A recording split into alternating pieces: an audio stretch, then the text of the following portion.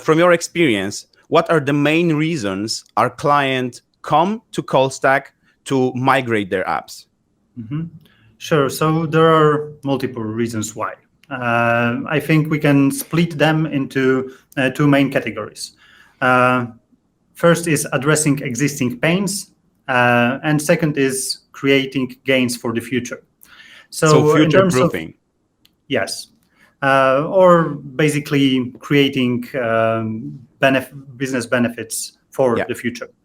Yes, so in terms of first category, the stimulus for such a decision is often a thing that's bad for your business. For example, the application has poor performance and you lose users or receive low App Store ratings. And in such cases, we can either try to optimize the app or migrate it to the new one. And while I'm a big fan of optimization, sometimes it makes no sense to deal with existing code base, and it's better to create a new one. Another example of the pain point might be an increasing technical debt that slows down the development process for new features and makes maintenance of the existing code base a nightmare for developers. But dealing with the pains is not the only scenario to make such a decision.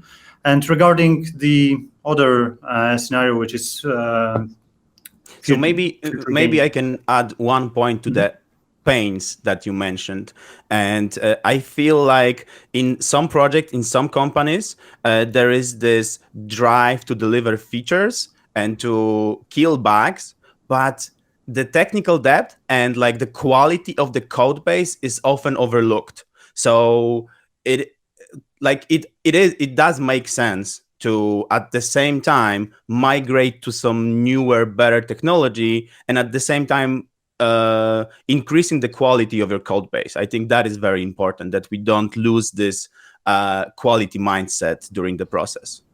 Yeah, definitely. And addressing pains doesn't exclude having gains. So yeah. But speaking about the gains, even if your app is working well, you might think of ways to improve it from technical and business perspective. And trust me, React Native is really good at it. So it speeds up the development process without introducing any additional charges, as developers might use same code base on iOS, on Android, and maybe other platforms as well. So this minimizes development costs, and you can build an app in a fraction of time without affecting the quality. And that's a key thing here.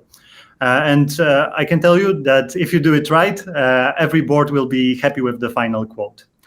But besides that, you're cutting down from two different teams to one team with JavaScript developers with some native background, instead of having two different teams specified in native development for iOS and Android. So of course that will cut costs. Yeah, definitely.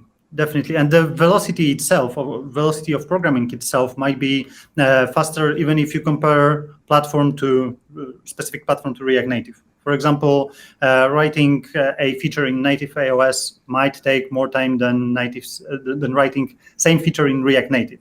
For both platforms. Yeah, definitely. It's not a golden rule, let's say, but in many cases it is like that. And another thing that I wanted to mention regarding positives of adopting React Native is a possibility of adding new platforms gradually. So I think one of the biggest selling points of React Native is having an abstraction that is reusable between web, mobile, desktop, and other platforms.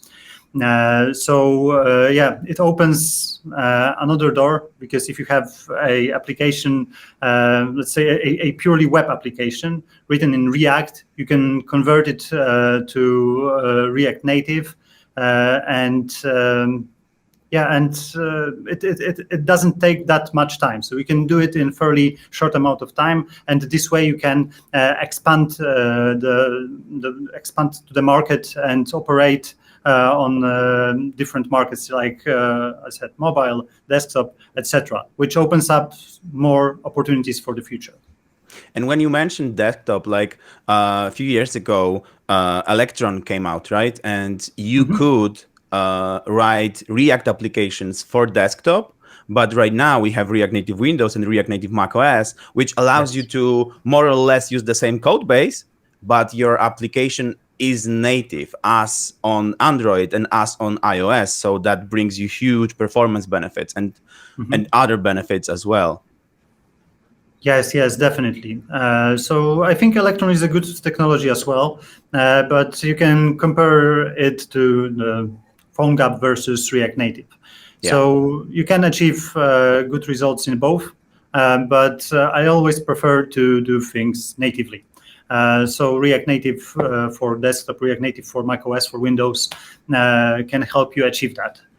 And yeah, reusability that I mentioned is also a big selling point. Yeah. So, are there any other reasons why you would want to migrate your existing web application, mobile application, desktop application, maybe even to React Native? Uh, yes, so I believe there are many, but one that comes to my mind is good developer experience as well. I like Yeah. coding in React Native. For example, when I've been coding in native iOS, I had to rebuild the application each time I wanted to see some changes. I know that now it has changed since they introduced Swift UI and the developer experience is way better. But for me, seeing the changes live, like with hot reload, it's a nice thing to have at work. Yeah, definitely. And you can streamline the process for all of your team, not for one platform. You streamline the process for this one team that will create your monorepo, for example, right? This uni application for all the platforms. And I think it is a good moment to point out that with good developer experience comes better velocity because your Yes, developers yes. are happy, they're producing code more, they're producing code faster, and also you can deploy your applications at the same time with the streamlined release process using some like over the internet tools and not using the native upload to App Store Yes. solutions. Definitely, that's also a benefit. And another thing that comes to my mind is open source community. It's amazing in React Native. I totally love this community, love these people. I love how everyone contributes to the greater good, and it's simply pleasant to work in such environment.